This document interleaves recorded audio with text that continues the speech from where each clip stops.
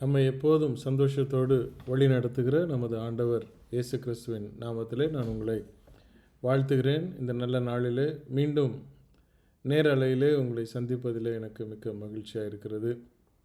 இந்த வருஷத்திலே நாம் புதிய கருப்பொருளை துவங்கி இதுவரை 12 வகுப்புகள் அல்லது 12 செய்திகளை கடந்திருக்கிறோம். இப்பொழுது 13வது செய்தியாக பெருந்திண்டி என்ற ஒரு தலைப்பை எடுத்திருக்கிறேன்.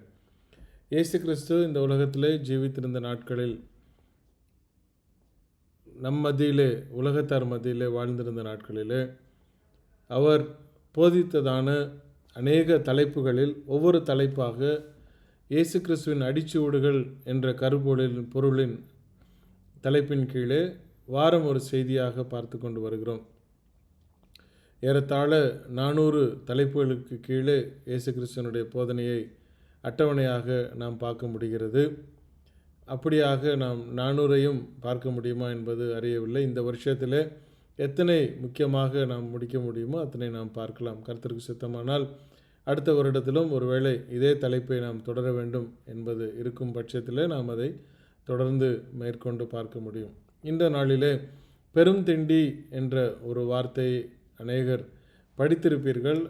அநேகர் அதை குறித்து வேறு விதமான புரிதலோடு இருக்கவும் வாய்ப்பு இருக்கிறது. சிலருக்கு இதை நீங்கள் கேட்கும் பொழுது ஆச்சரியப்படுவதற்கும் அதிக வாய்ப்புகள் இருக்கிறது என்று நான் சொல்ல முடியும். இதனுடைய ஆதார வசனம், தலைப்புக்கான ஆதார வசனத்தை நான் வாசிக்கிறேன். லூக்கா எழுதினதான சுவிசேஷ புத்தகம் 21வது அதிகாரம் 34வது வசனம். லூக்கா 21:34. உங்கள் இருதயங்கள் பெருந்திண்டியினாலும் வெறியினாலும் லௌகீக கவலைகளினாலும் பாரமடையாதபடிக்கும் நீங்கள் நினையாத நேரத்தில் நான் உங்கள் மேல் வராதபடிக்கும் நீங்கள் நினையாத நேரத்தில் அந்த நாள் உங்கள் மேல் வராதபடிக்கும் எச்சரிக்கையாயிருங்கள் என்று சொல்கிறார். பெருந்திண்டியினாலும் வெறியினாலும் லௌகீக கவலைகளினாலும் உங்களுடைய இருதயம் பாரம் அடையக்கூடாது.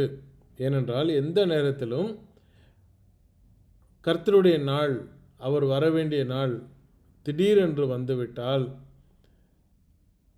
நாம் நினையாத வேளையில் அது வந்துவிட்டால் நம்முடைய ரட்சிப்போ, நம்முடைய ஆத்துமாவோ, நம்மளுடைய நியாய தீர்ப்போ கேள்விக்குறியாகி விடுகிறது என்று அவர் சொல்கிறார். நீங்கள் நினையாத நேரத்தில் கர்த்தருடைய நாள் வரும் பொழுது, அவருடைய வருகை வந்துவிட்டால், ஐயோ நான் ரெடியாக இல்லையே, ஐயோ நான் கொஞ்சம் ஜாலியாக இருக்கலாம்னு நான் நினச்சேனே, ஐயோ நான் இன்னும் கொஞ்ச நாள் போட்டும், நான் சந்தோஷமாக இருந்துட்டு அதுக்கப்புறம் இதெல்லாம் நான் செய்யலாம்னு நான் நினச்சிருந்தேனே அப்படி நம்ம மாட்டிக்கொள்வோம். அது சொல்கிறார். நீங்கள் நினையாத நேரத்தில் அந்த நாள் உங்கள் மேல் வராதபடிக்கு எச்சரிக்கையாயிருங்கள் அப்படிங்கிறார். சரி, இப்போ இந்த பெருந்திண்டினா என்ன? அநேகர் நம்ம நினைத்து கொண்டிருப்போம், பெருந்திண்டி அப்படின்னா பயங்கரமாக சாப்பிட்றது, வயிறு முட்டை சாப்பிட்றது, பெருந்திண்டி பயங்கரமாக தீனி பண்டாரமாக இருக்கிறான், வயிறு என்ன கொடுத்தாலும் 10 பிளேட்டு கொடுத்தாலும் சாப்பிட்டுக்கிட்டே இருப்பான், நம்மளாக போதும் எந்திரி அப்படின்னு சொன்னால் தான் எந்திரிப்பான், இல்லைனா நீங்கள் எத்தனை போட்டாலும் சாப்பிட்டுக்கிட்டே இருப்பான் அப்படின்னு நம்ம நினைப்போம். அப்படியா பைபிள் சொல்லுது? அதை பற்றி இப்போது பைபிள் கவலையாக இருக்குதா? அதை குறித்ததான அந்த காரியம் தான். அதனால தான் இந்த வார்த்தையை நான் உங்களுக்கு எடுத்திருக்கிறேன்.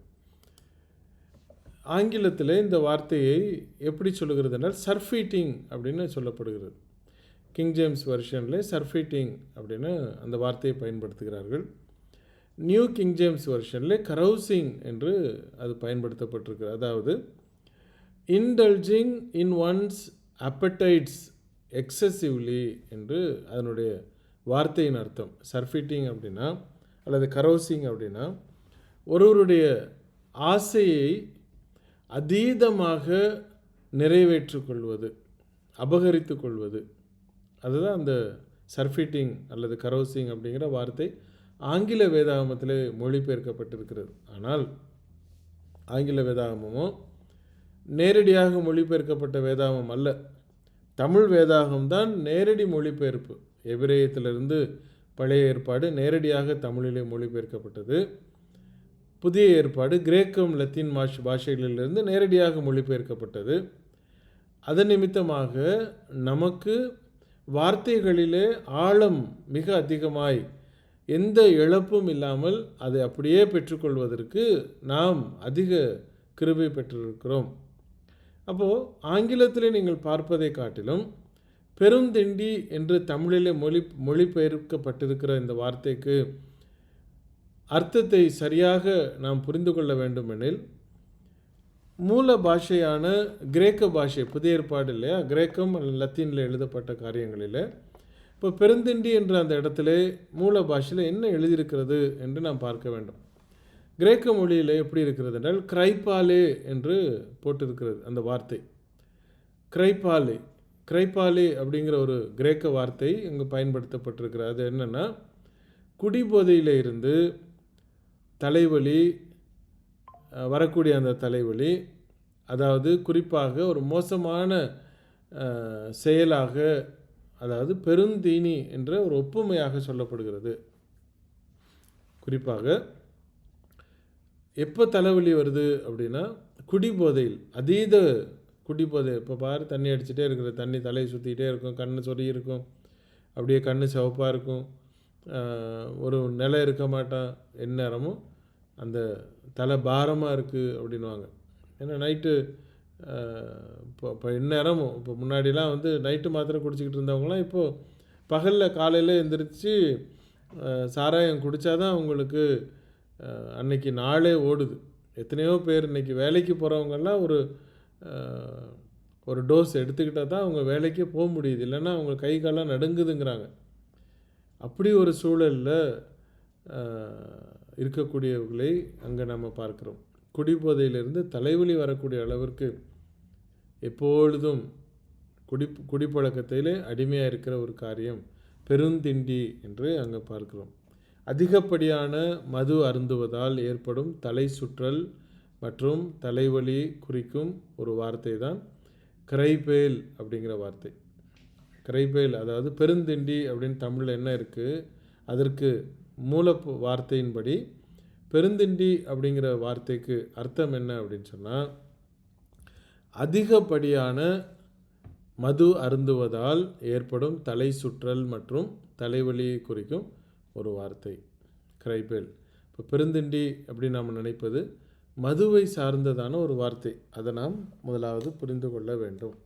பெருந்திண்டினா உடனே நிறைய சாப்பிட்றவங்க அப்படிங்கிற அர்த்தம் கிடையாது. இவ்வளோ நாள் அப்படி தான் நினச்சிட்டு இருந்திருப்பீங்கன்னு நினைக்கிறேன். உங்கள் இருதயங்கள் பெருந்திண்டியினாலும், இரண்டாவது வார்த்தையை ஒப்பிட்டு பாருங்கள், வெறியினாலும், லௌகீக கவலையினாலும், லௌகீக கவலைகளில் அப்படின்னா உலக கவலை, உலகத்தை சார்ந்த கவலைகளினாலும் பாரமடையாதபடிக்கு நீங்கள் நினையாத நேரத்தில் அந்த நாள் உங்கள் மேல் வராதபடிக்கும் எச்சரிக்கையாயிருங்கள் அப்படின்னு சொல்கிறார். அப்போது கொஞ்சமாக குடிக்கலாமா, நான் குடி வெறியன் இல்லை, எப்போயாவது நான் போய் பார்ட்டியில் இருக்கும் பொழுது, ஃப்ரெண்ட்ஸு கூட இருக்கும் பொழுது, வீக்கெண்டில் ஜஸ்ட்டு ஒரே ஒரு டோஸ் மாத்திரம் நான் எடுத்துக்கிடுவேன் அப்படின்னு சொல்லக்கூடியவர்கள் ஒருவேளை கேள்வி கேட்கலாம். நான் வந்து பெருந்திண்டிலாம் கிடையாது, நான் வந்து ஹேபிட்லாம் கிடையாது, எப்போயாவது லைட்டாக ஃப்ரெண்ட்ஸ் எல்லாம் சேர்ந்தாங்கன்னா, அல்லது வாரத்துக்கு ஒரு தடவை அல்லது மாதத்துக்கு ஒரு தடவை எப்போயாவது ஒரு சந்தோஷமான நிகழ்வு அப்படின்னு சொல்லக்கூடியவர்கள் உண்டு. என்றைக்குமே கிறிஸ்தவர்களுக்கு அது தடுக்கப்பட்டது அப்படிங்கிறதை நாம் புரிந்து கொள்ள வேண்டும். அதுதான் இந்த கிளாஸில் நான் அதை எடுக்கிறேன். நமது இருதயம் பெரும் தீனியினாலும், அதாவது குடிவெறியினாலும், அதை சார்ந்ததான எப்படிப்பட்டவர்களும் நிறைந்திருக்கவே கூடாது என்பது அவசியமாக எச்சரிக்கப்பட்டிருக்கிறது. யோசித்து பாருங்கள், இப்படி இந்த வார்த்தையை யாருக்கு சொல்லிக்கிட்டு இருக்கிறார் அப்படின்னா, அப்போஸ்தலர்களுக்கு இயேசு கிறிஸ்து சொல்லி கொண்டிருக்கிறார். அப்போஸ்தலர்களே அவர் எச்சரிக்கிறார். இது போன்ற பாவங்களுக்கு எதிராக அப்போஸ்தலர்களையே எச்சரிக்க வேண்டிய அவசியம் இருக்கிறதா? அப்படியானால் மிக கடுமையான பாவங்களுக்கு எதிராக வலிமையான கிறிஸ்தவர்களை கூட எச்சரிக்க நிச்சயமான காரணம் இருக்கிறது என்பதை நாம் புரிந்து கொள்ள வேண்டும். அப்போஸ்தலர்களை பார்த்து சொல்கிறார், ஜாக்கிரதை, நீ குடிக்காத குடிப்பழக்கத்துக்கு மாட்டிக்கிறாதீங்க அப்படிங்கிறார். அப்போ எவ்வளவு எச்சரிக்கையாக அவர்களுக்கே அது சொல்லப்பட்டிருக்கு. அவர்கள் அப்படிப்பட்ட ஒரு இடத்துல இருந்தவர்களுக்கும் அது எச்சரிப்பு கொடுத்துருக்கிறார். நீங்களும் நானும் மிக மிக மிக கவனமாய் இருக்க வேண்டியது அவசியம். எந்த பாவத்திற்கும் நம்மை தூரமாக நம்ம கருதினால் நாம் ஞானிகளே அல்ல. சிலர் சொல்லுவாங்க, இல்லை இல்லை நான் கண்ட்ரோலில் இருக்கேன் அப்படிம்பாங்க. ஒரு நாளும் கண்ட்ரோல் கிடையாது.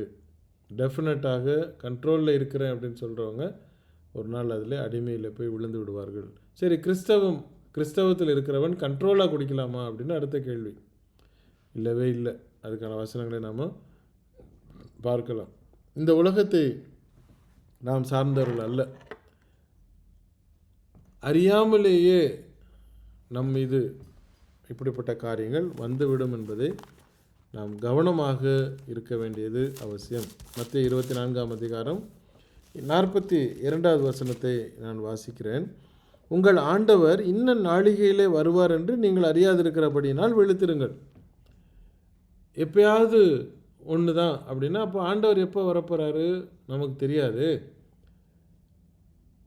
ஒருவேளை அந்த நேரத்தில் வந்திருந்தா, அப்போ நான் கொஞ்சம் இவ்வளோ நாள் நான் பரிசுத்தமாக இருந்தேன், அந்த நேரம் இப்படி ஆகிப்போச்சு அப்படின்னா வாழ்க்கையே போச்சு, லைஃப் ஃபுல்லாக போயிடுச்சு. ரட்சிப்பு முழுவதுமாக இழந்து போனோம். தேவனுடைய சமூகத்தில் நின்று நம்முடைய வாழ்வையே நாம் இழந்து போனோம்.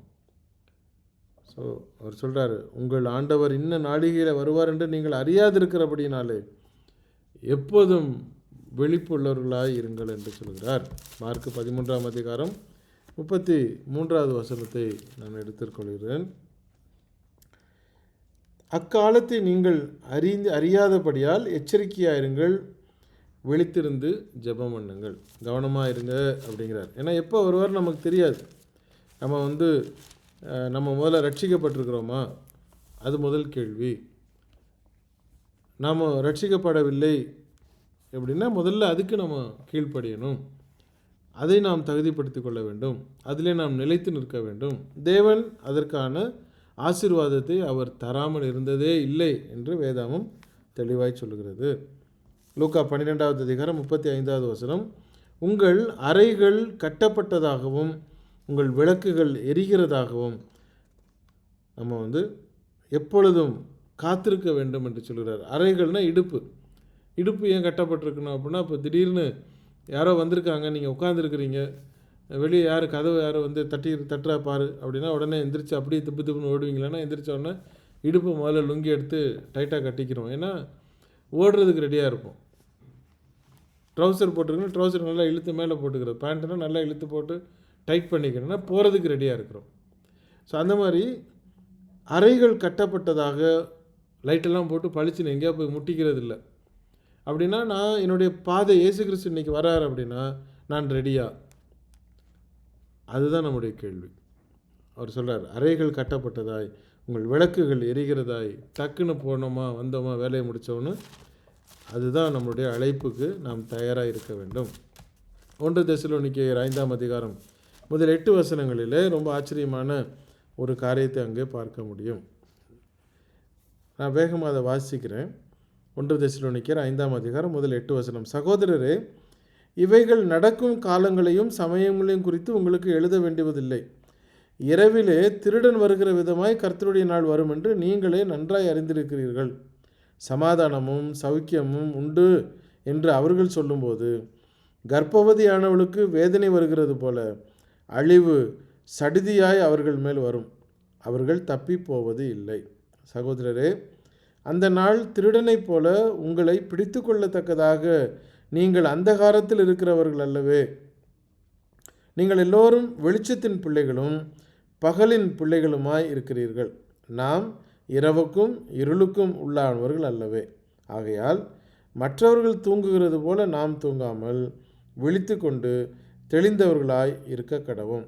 தூங்குகிறவர்கள் ராத்திரியில் தூங்குவார்கள், வெறி கொள்ளுகிறவர்கள் ராத்திரியில் வெறி கொள்வார்கள். பகலுக்கு உரியவர்களாகிய நாமோ தெளிந்தவர்களாயிருந்து விசுவாசம், அன்பு என்னும் மார்க் கவசத்தையும் ரட்சிப்பின் நம்பிக்கை என்னும் தலை சீராவையும் தரித்து கொண்டிருக்க கடவோம் என்று அவர் சொல்கிறார். நம்ம எப்பொழுதும் ரெடியாக இருக்கணும், அதை மிஸ் பண்ணிடக்கூடாது. அப்படின்னா எப்பொழுதுமே நம்ம ரெடியாக இருக்கணும்னா கிறிஸ்தவர்கள் சாராயமோ பிராந்தியோ பீரோ விஸ்கியோ போதைக்கான எந்த காரியத்தையுமே நாம் எடுத்துக்கொள்வதற்கு அங்கே தடுக்கப்பட்டிருக்கிறது. அப்படின்னா உடனே ஞாபகம் ஒருத்தருக்கு, பிரதர் பவுலே சொல்லியிருக்கிறார்ல, கொஞ்சம் வைன் குடிச்சிக்கலாம் அப்படின்னு பைபிளில் நாங்கள் படிச்சிருக்கிறேன் அப்படின்னு நீங்கள் சொல்லலாம். 1 தீமோத்தேயு 5ஆம் அதிகாரம், அதை வாசிச்சிடும். 1 தீமோத்தேயு 5ஆம் அதிகாரம் 23வது வசனத்தில் என்ன சொல்லுது? நீ இனிமேல் தண்ணீர் மாத்திரம் குடியாமல் உன் வயிற்றிற்காகவும் உனக்கு அடிக்கடி நேரிடுகிற பலவீனங்களுக்காகவும் கொஞ்சம் திராட்சை ரசமும் கூட்டிக்கொள். அப்படின்னா நம்ம மக்களுக்கு தமிழ் பைபிளில் படிக்கிறத விட இந்த வசனத்தை மாத்திரம் இங்கிலீஷில் படிக்கிறது ரொம்ப பிரியப்படுவாங்க. என்னென்னா அதில் wine, you can drink wine அப்படின்னு அங்கே பைபிளில் இருக்குது அப்படின்னு சொல்லுவாங்க. திராட்சை ரசம் அப்படின்னா புளித்த வைத்த ஒயின் கிடையாது.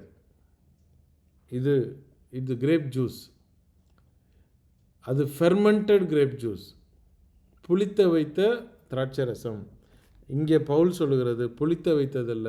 நீங்கள் கடையில் கிரேப்ஸை வாங்குறீங்க, கிரேப்ஸை சாப்பிடுங்க, ஜூஸ் போட்டு குடிங்க, அது வயிற்றுக்கு நல்லது அப்படிங்கிறார். நீ உனக்கு வயிறு பிரச்சனை இருக்குப்பா, அதனால் நீ அடிக்கடி என்ன பண்ணுற, உன்னுடைய பலவீனம் இருக்குது, அதுக்காக என்ன பண்ண, நீ திராட்சை ரசம் சேர்த்து குடிச்சிக்கோ, திராட்சை ரசம் குடி, உனக்கு நல்லது அப்படிங்கிறாரு ஒழிய உங்களை வைன் குடிக்க சொல்லலை அவர். ஏனென்றால் வைன் அப்படிங்கிறது புளித்தது, புளிக்க வைக்கப்பட்டது. நீங்கள் நினைத்து கொண்டிருக்கிற வைன் என்பது புளிக்க வைக்கப்பட்டது. அதற்கு வேதாகமத்திலே இடம் இல்லை என்பதை நாம் புரிந்து கொள்ள வேண்டும். புளிக்காத புதிய திராட்சை ரசம் மருத்துவ ரீதியாக ஏறத்தாழ 15 சரீர நன்மைகளை அது கொடுக்கிறதாம். ஆனால் புளிக்க வைத்து குடிப்பதோ சரீரத்திற்கு அது கேடு. வைன் அப்படின்னு நீங்கள் கடையில் வாங்கி இது வரைக்கும் அடடா பைபிள் சொல்லியிருக்கு அப்படின்னு ரொம்ப சந்தோஷமாக யாராவது இருந்தீங்க அப்படின்னா அது பைபிளில் தடுக்கப்பட்டது. எப்படி தடுக்கப்பட்டதாம்? வன்மையாக தடுக்கப்பட்டிருக்கிறது. அதை நாம் புரிந்து கொள்ள வேண்டும். புளித்த பானம் மதுவாக இருக்கிறது, அதை பருகுவது வேதாகமத்திற்கு விரோதம். அது எந்த இடத்துலையும் வேதாகம் நமக்கு சொல்லி கொடுக்கவே இல்லை. சில வசனங்களை நான் வாசிக்கிறேன். எபேசியர் 5ஆம் அதிகாரம் 18வது வசனத்தை பாருங்கள். எபேசியர் 5:18. துன்மார்க்கத்திற்கு ஏதுவான மதுபான வெறி கொள்ளாமல் ஆவியினால் நிறைந்து சங்கீதங்களும் கீர்த்தனைகளும் ஞானப்பாட்டுகளும் ஒருவருக்கு புத்தி சொல்லிக்கொண்டு உங்கள் இருதயத்தில் கர்த்தரை பாடி கீர்த்தனை பண்ணி நீங்கள் இருக்க வேண்டும். அதாவது துன்மார்க்கத்திற்கு ஏதுவான மதுபான வெறி கொள்ளாமல். அப்போ மதுபானம் பருகும் பொழுது அது துன்மார்க்கத்திலே கொண்டு விடுகிறது, சன்மார்க்கத்திலே அல்ல, நன்மையிலே அல்ல, தவறான வழியிலே கொண்டு விடுகிறது என்பதை தெளிவாக வேதாகமம் சொல்கிறதை நாம் புரிந்து கொள்ள வேண்டும். 1 கொரிந்தியர் 6வது அதிகாரம் 10வது வசனத்தை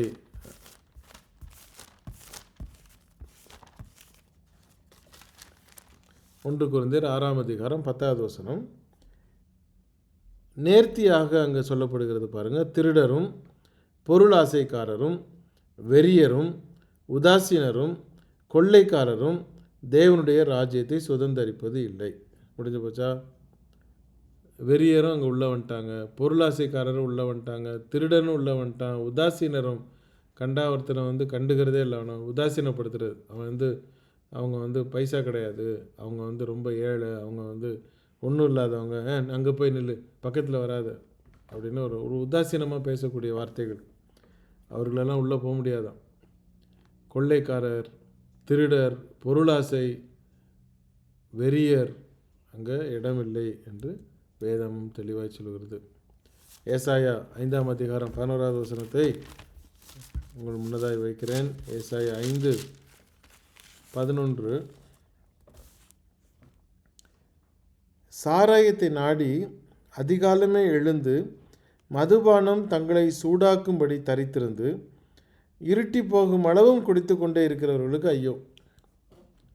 எந்த இடத்துலையும் நாம் மதுபானத்திற்கு எடுத்துக்கொள்வதற்கு இடம் இல்லை, எங்கேயுமே இடம் இல்லை. இதில் பல இடங்களில் சபை என்று தங்களை வகுத்து கொள்ளுகிற ஜனங்கள் கர்த்தருடைய பந்தியிலேயே வைனை வச்சு டேஸ்ட் பண்ணுறது, அதை குடிக்கிறதுக்கே எல்லோரும் போவாங்க. என்னென்னா அங்கே அங்கே போனால் ஒயின் குடிச்சிட்டு வரலாம், ஒரு சின்னதாக கொடுப்பாங்க, ஃப்ரீயாக கிடைக்கும். பைபிளில் மதுபானத்தை வன்மையாக கண்டித்திருக்கும் பொழுது அதை கர்த்தருடைய பந்தியிலேயே பயன்படுத்துகிறேன் எவ்வளோ அயோக்கியனாக இருப்பான்னு பாருங்கள். சத்தியமே தெரியாமல், பைபிள் தெரியாமல், வார்த்தைகளை புரிந்து கொள்ளாமல் அவர்கள் கர்த்தருடைய பந்தியிலேயே வைனை பயன்படுத்துவதும் வாழ்க்கையிலே பயன்படுத்துவதும் எந்த இடத்துலையும் எப்பொழுதும் கிறிஸ்தவர்கள் மதுபானத்திலே அடிமையாக இருப்பதற்கு இடம் இல்லை.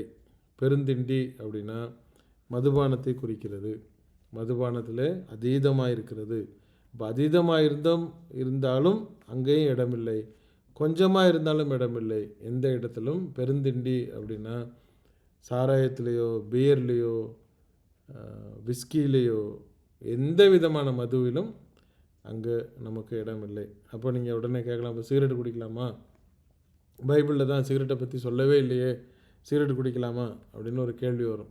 நாங்கள் பீடி குடிக்கிறோம், சுருட்டு குடிக்கிறோம், எனக்கு காலையில் சுருட்டு குடித்தா தான் எனக்கு வெளிக்க போகும், இல்லைனா போகாது, பார்த்துக்கிடுங்க. நான் ஜஸ்ட்டு ஒரு நாளைக்கு ஒரு சுருட்டு குடித்தா தான் எனக்கு காலை கடன்கள்லாம் எனக்கு வெளியே போகும் அப்படின்னு சொல்லக்கூடிய ஜனங்கள் இருக்கிறாங்க. சத்தம் இல்லாமல் குடிச்சிட்டு வர்றது. பைபிள் என்ன தெரியுமா சொல்லுது? உங்களுடைய சரீரம் தேவனுடைய ஆலயம் என்று சொல்லுகிறது. தேவனுடைய ஆலயம்னா கட்டடம் கிடையாது.